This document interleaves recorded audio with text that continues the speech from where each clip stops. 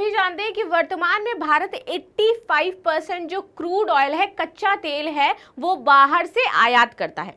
और इसी के साथ ही भारत ने अपना पहला वाणिज्यिक कच्चे तेल का भंडारण जो है उसके लिए भी बोली लगाना शुरू कर दिया है। तो इसी पर आज हम विस्तार से चर्चा करने वाले हैं, एक एक पॉइंट को बहुत ही डिटेल में डिस्कस करेंगे। तो चलिए शुरुआत कर लेते हैं लेक्चर की। मेरा नाम है प्राची मिश्रा और संस्कृति IAS के प्लेटफॉर्म पर आप सभी का स्वागत है। तो बात क्या है, देखिए अभी तक जैसे मैंने आपको बताया कि भारत क्या कर रहा था, 85% जो कच्चा तेल है वो भारत से क्या कर रहा था, बाहर से निर्यात कर रहा था। ठीक है, साथ ही साथ अभी आपने देखा होगा कि भारत सरकार ने 100 एथेनॉल जो सेंटर्स हैं, फिलिंग सेंटर्स हैं, उनकी 5 राज्यों में उनकी स्थापना करी, उनके स्टेशंस लगवाए ताकि जो एथेनॉल है उसका प्रयोग किया जा सके, किसकी जगह, इन क्रूड ऑयल्स की जगह। ठीक है, तो भारत को कहीं ना कहीं ये तो दिख रहा है ना कि जो कच्चा तेल है, जो हमारे प्राकृतिक संसाधन है वो सीमित है, हमें शिफ्ट करना पड़ेगा किस पर, एथेनॉल जैसे जो संसाधन है उस पर। और इसी को देखते हुए अभी इसके भंडारण की भी जो सुविधाएं हैं उनको लेकर के आ रहा है और उसके लिए भारत ने अपना पहला क्रूड ऑयल जो स्टेशन है, वाणिज्यिक कमर्शियल होता है, ठीक है, तो जो अपना कमर्शियल कच्चे तेल का भंडारण है इसकी भी शुरुआत करने जा रहा है। तो हम देखेंगे कि ये कमर्शियल जो स्टेशन है वो कहाँ पर बनने वाला है, इसके तहत कौन कौन से महत्वपूर्ण प्रोजेक्ट शामिल हैं और ये जो स्टेशन बनेगा इसे कौन बना रहा है। तो शुरुआत कर लेते हैं आज के लेक्चर की और देखते हैं आज की न्यूज़ क्या है। तो India to build first commercial crude oil strategic storage, ठीक है, और इसमें यह भी कहा गया है कि स्ट्रेटेजिक स्टोरेज ये चाहे किसी भी कंपनी के साथ मिलकर के बनाए, चाहे उसमें कोई भी, चाहे उसमें अडानी पैसा लगाए, चाहे उसमें मुकेश अंबानी जी यानी कि रिलायंस इंडस्ट्रीज पैसा लगाए, लेकिन यदि कोई आपातकाल का समय आता है तो इन इंडस्ट्रीज का पहला उस पर अधिकार नहीं होगा, पहला अधिकार किसका होगा, भारत सरकार का होगा। और पहले भारत सरकार लोगों की जरूरतों को पूरा करेगी, इसके पश्चात जिन लोगों ने इसमें पैसा लगाया है या जो इंडस्ट्री से बना रही है उसको दिया जाएगा।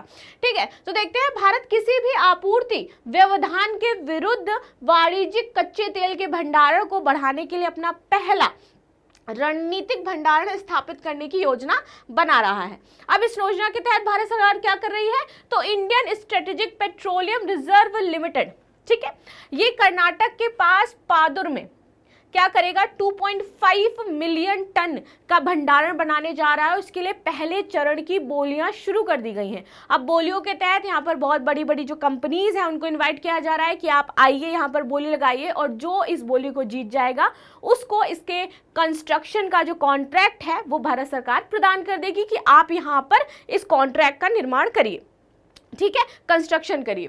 तो ये बोलियां कर्नाटक के पुदूर में 2.5 मिलियन टन भूमिगत भंडारण के लिए शुरू की जा रही हैं। अब इनका निर्माण जो है वो स्थापना जो है वो 3 चरण में की जाएगी और 3 स्थानों को इसमें शामिल किया गया है। सबसे पहला है विशाखापत्तनम। विशाखापत्तनम में 1.33 मिलियन टन का जो क्रूड ऑयल स्टेशन है वो बनाया जाएगा। दूसरा है मैंगलोर, मैंगलोर में बनाया जाएगा, और तीसरा बनाया जा रहा है आपका पादुर में। ठीक है, तो ये 3 जगहों पर ये भंडारण की सुविधा उपलब्ध कराई जा रही है।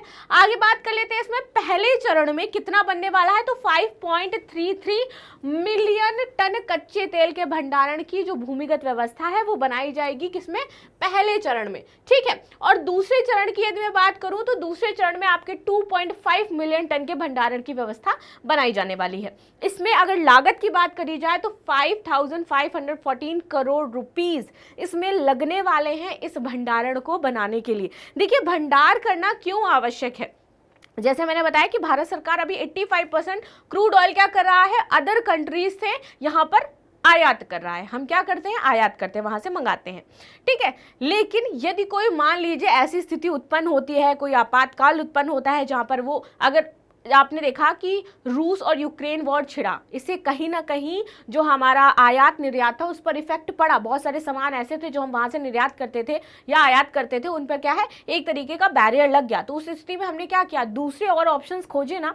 वैसे ही यदि ऐसी स्थिति आती है फ्यूचर में कि कहीं पर युद्ध छिड़ गया है, अब उसी कंट्री में युद्ध छिड़ गया, मान लीजिए सऊदी अरब, ईरान, इराक, जहां से हम तेल मंगा रहे हैं वहां पर ऐसा कुछ हो गया और तेल का जो आयात निर्यात है वो बंद हो गया, तब हम उस स्थिति में क्या करेंगे। तो उसी स्थिति को सोचते हुए भारत सरकार क्या कर रहा है, भारत अपना पहला वाणिज्यिक सेंटर बना रहा है जहां पर वो उसका भंडारण कर सके, उसको क्रूड ऑयल मिल सके। ठीक है, चलिए आगे बात कर लेते हैं।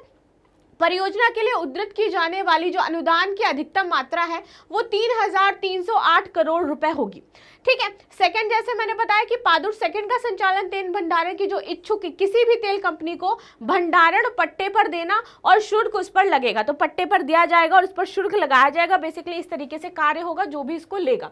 ठीक है, तेल का भंडारण करने वाली कंपनियां इसे घरेलू रिफाइनर्स को बेच सकती हैं। रिफाइन करने, अब कच्चा तेल है, जैसे मैंने बताया कि कच्चे तेल है, तो अब इसको रिफाइन तो करना पड़ेगा ना, तो जो उनके घरेलू रिफाइनर्स हैं, जो भी कंपनियां इस कॉन्ट्रैक्ट को लेंगी, तो वो घरेलू रिफाइनर्स को ये तेल बेच सकती हैं ताकि आप इन्हें रिफाइन करके हमें प्रदान करो।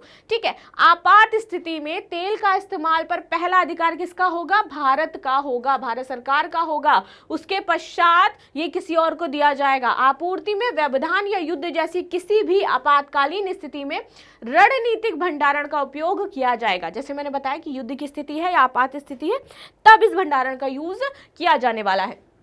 ठीक है, तो भारत को क्यों आवश्यकता है इसकी यदि बात की जाए, तो जैसे मैंने बताया कि 85% ऑफ जो कच्चा तेल है वो हम आयात करते हैं। विभिन्न क्षेत्रों में उत्पादन एवं परिवहन की जो लागत है उसमें वृद्धि होती है। अब हम तेल जो मंगा रहे हैं, ऑफ कोर्स लाने में ड्यूटीज हमें देनी पड़ती है, लागत दिन पर दिन बढ़ती जा रही है।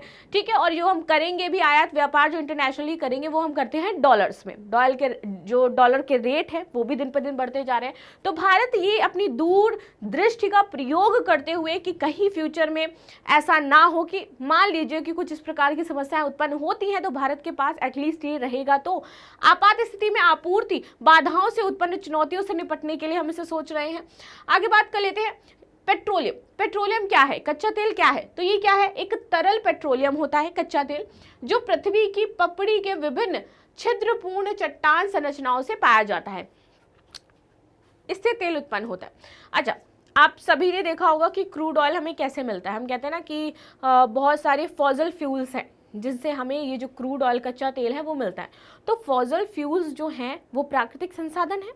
प्राकृतिक संसाधन फॉसिल फ्यूल्स कैसे कि कोई जानवर या फिर कोई, आप समझ लीजिए कि वो चट्टानों में कई वर्षों तक दबे रहते हैं, देन उसके बाद कई उनके प्रोसेस होते हैं, देन वहाँ से ये चीज़ें निकलती हैं, तो इसे हम फॉसिल फ्यूल्स कहते हैं और यहाँ से हमें तेल मिलता है।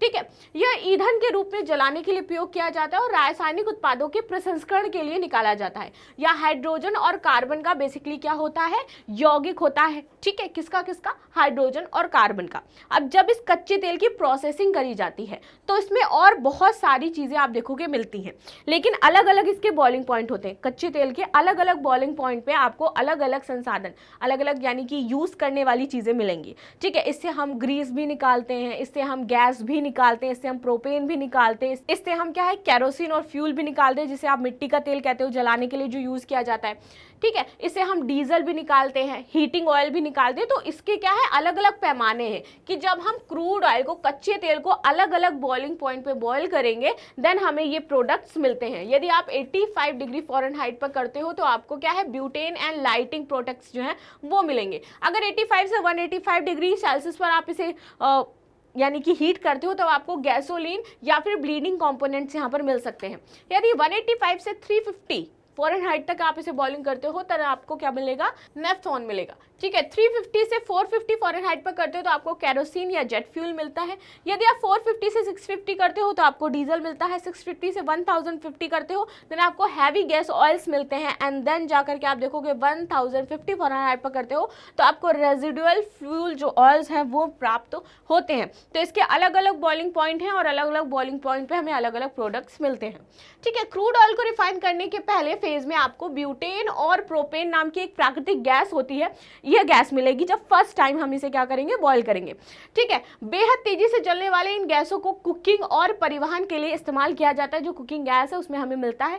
आगे बात करें, प्रोपेन को ज्यादा दबाव में ब्यूटेन के साथ कॉम्प्रेस किया जाता है जिससे हमें क्या मिलता है? लिक्विड रिफाइंड पेट्रोलियम गैस यानी कि एलपीजी जो होती है, लिक्विडिफाइड जो होती है एलपीजी, वो हमें मिलती है। और ब्यूटेन को रेफ्रिजरेशन के लिए, जो रेफ्रिजरेटर होता है हमारा, उसके लिए इसका प्रयोग किया जाता है। ठीक है, चूंकि अगर देखा जाए तो भारत क्या करता है? विश्व में तीसरा सबसे बड़ा जो तेल उपभोक्ता है, आयातक देश माना जाता है। ठीक है, 85% हम क्रूड ऑयल कहीं से आयात कर रहे हैं, कई देशों से आयात कर रहे हैं। तो इस स्थिति में भारत के लिए जो फ्यूचर की यदि बात की जाए तो कई चुनौतियां उत्पन्न हो सकती हैं, तो हमें कुछ ना कुछ अपना खुद का देखना पड़ेगा। इसीलिए भारत एथेनॉल स्टेशंस, एथेनॉल जो फ्यूल स्टेशंस हैं, फिलिंग सेंटर्स हैं, उनको बना रहा है और उससे चलने वाली गाड़ियां और इन सब का निर्माण कर रहा है। ठीक है, आगे बात करें, प्रोपेन को ही अलग करने पर आपको पेट्रोल, कैरोसिन और डीजल जैसे ईंधन मिलेंगे और इसमें सबसे शुद्ध होता है पेट्रोल। ठीक है, इसके बाद क्या निकलता है, आपका कैरोसिन निकलता है। कैरोसिन में विशेष प्रकार का केमिकल मिला करके हवाई जहाज में जो फ्यूल भरा जाता है वो निकाला जाता है, ताकि यह -50 से 60 डिग्री सेल्सियस में भी ना जमे, इसीलिए उसमें कुछ चीजें जो केमिकल्स हैं वो मिलाई जाती हैं। पेट्रोल और कैरोसिन और डीजल के रिफाइनिंग से बचे हुए उत्पाद से क्या मिलेगा आपको, लिक्विड नेफ्था, ये पाया जाता है। और इसके अलावा motor oil, grease, petroleum jelly, petroleum wax और कोलतार, ये सारी चीजें पाई जाती हैं। कोलतार का प्रयोग यदि आपको पता हो तो हम सड़क बनाने के लिए भी करते हैं। पेट्रोलियम जेली यानी कि आपकी वैसलीन जो होती है, पेट्रोलियम जेली जो आप लिप्स पे लगाते हो, वो भी मिलती है। ग्रीस जिसका हम यूज करते हैं स्मूथ करने के लिए, यदि किसी आपके कार या फिर साइकिल या फिर आपकी मोटरसाइकिल का कोई पार्ट है जो बहुत ज्यादा टाइट हो गया या नहीं चल रहा है, आवाज आने लगी, तो वहां पर हम ग्रीसेस का यूज करते हैं। तो ये सारी चीजें जो प्रोडक्ट्स हमें मिलती हैं, ये इसी कच्चे तेल से मिलती हैं। ठीक है, अंत में बात करेंगे प्रश्न की। प्रश्न क्या है, तो भारत के पहले तेल वाणिज्यिक कच्चे तेल का भंडारण के संदर्भ में निम्नलिखित कथनों पर विचार कीजिए। इसका निर्माण कर्नाटक के पादुर में किया जा रहा है। Indian strategic petroleum reserves limited इसके लिए विशेष प्रायोजन संस्था है। उपयुक्त में से कौन से कथन सही है, केवल एक, केवल दो, एक और दो, ना तो एक और ना ही दो। तो आप सभी इस प्रश्न का उत्तर अवश्य दीजिएगा मुझे कमेंट बॉक्स में। मिलते हैं नेक्स्ट क्लास में, तब तक के लिए धन्यवाद। लाइक शेयर सब्सक्राइब करना बिल्कुल भी ना भूलें। और कल आप में से बहुत सारे लोगों ने आंसर्स दिए थे, उसके लिए थैंक यू सो मच। तो ऐसे ही अपने आंसर्स दिया करिए, पार्टिसिपेशन बनाते रहिए और मुझे ज़्यादा से ज़्यादा लोग आंसर ज़रूर दीजिए।